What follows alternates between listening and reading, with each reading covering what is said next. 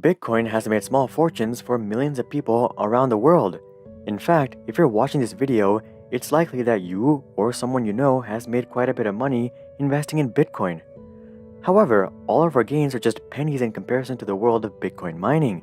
So, here's the inner workings of Bitcoin mining and why it's so difficult. Well, Bitcoin miners are essentially just auditors. They get paid to ensure that each Bitcoin transaction is indeed legitimate. This system is designed to prevent something called double spending from happening.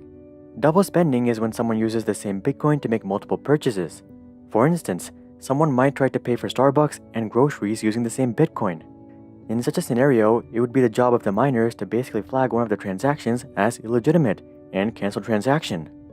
In order to do this, miners go around verifying block by block. Each block is just 1 megabyte worth of Bitcoin transactions, and this is where the tedious work comes in.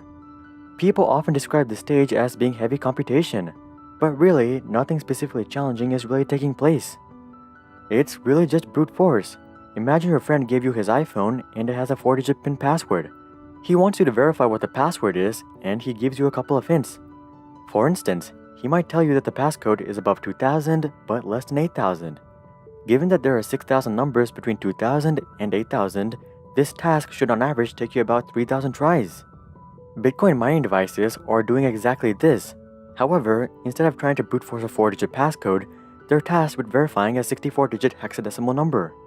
Now, miners don't actually have to crack a 64-digit hexadecimal number itself, as that would be nearly impossible even for supercomputers simply due to the raw number of combinations.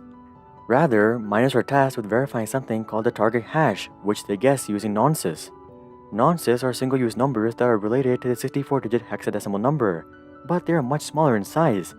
A nonce is only 32 bits in size, while a hash is 256 bits in size.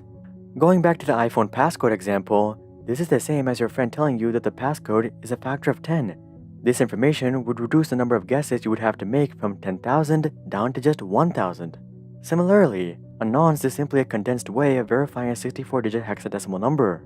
Though a nonce makes the verification process easier, it's still extremely difficult. Currently, the odds of verifying a block on your first try is 1 in 17.59 trillion. And here's the catch. Simply verifying a block is not enough to earn Bitcoin.